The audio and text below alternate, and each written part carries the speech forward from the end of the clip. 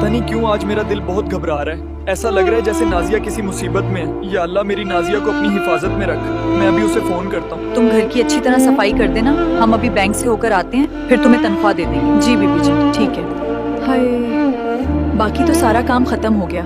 चलो अब छोटी बीबी का कमरा भी साफ कर लेती हूँ। छोटी बीबी, आपको क्या हुआ? आपका तो जिस्म बहुत गर्म है, लगता है आपको बहुत तेज बुखार है। छोटी अल्लाह, अब मैं क्या करूँ? या अल्लाह मेरी मदद फरमाइए। सब हेलो, कौन? आप कौन है? साहब जी, मैं आपके घर की मुलाजमा बोल रही हूँ। क्या?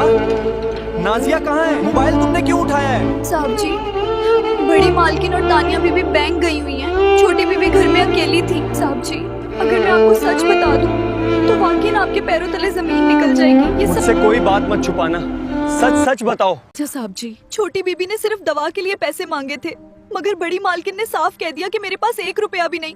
पहले सारे घर का काम करो। वो बेचारी अपनी भूख भी छुपा लेती थी, आपको कुछ नहीं बताती थी, क्योंकि उन्हें डरा दिया गया था कि अगर आपको कुछ बताया तो उन्हें घर से निकाल दिया जाएगा। साहब जी, मैं आपको जितना बताऊं उतना कम है। यहाँ तक कि मुझे भी काम से हटा दिया गया था और कहा था तुम्हें तुम्हारे घर बैठे ही सैलरी मिलेगी, लेकिन बहू ही काम करेगी। हाँ। या अल्लाह, मैं इतना बेखबर कैसे रहा?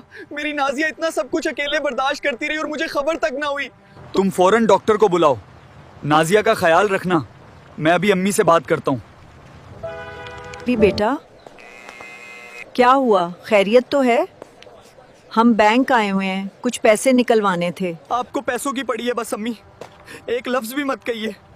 अगर आज मेरी नाजिया को कुछ हो गया ना तो मैं जिंदगी भर खुद को माफ नहीं कर सकूंगा। तानिया, जल्दी उठो, फौरन घर चलते हैं। मुझे लगता है आज हम पकड़े गए।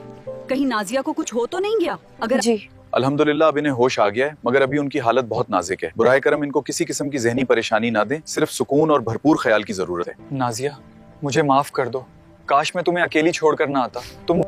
अब मैं तुम्हें एक पल भी वहां नहीं रहने दूंगा। अम्मी, मुझे सबसे ज्यादा दुख इस बात का है कि ये सब मेरी अपनी माँ ने किया। अगर अम्मी, आपको आपके पैसे मुबारक हूँ। पैसे तो मैं भेजता रहूंगा, लेकिन अब मैं अपनी बीवी को इस घर में एक लम्हा भी नहीं रहने दूंगा। आसिफ बेटा, नाजिया बेटा, तुम दोनों मुझे माफ कर दो। मैं वाकई आंधी हो गई थी। मैंने नाजिया के साथ बहुत जुल्म किया। भाभी, मुझे माफ कर दें, मुझसे गलतियां हुए। प्लीज हमें एक मौका दे दें। नाजिया, फैसला तुम्हारा है। तुम जो भी फैसला करोगी मुझे मंजूर होगा।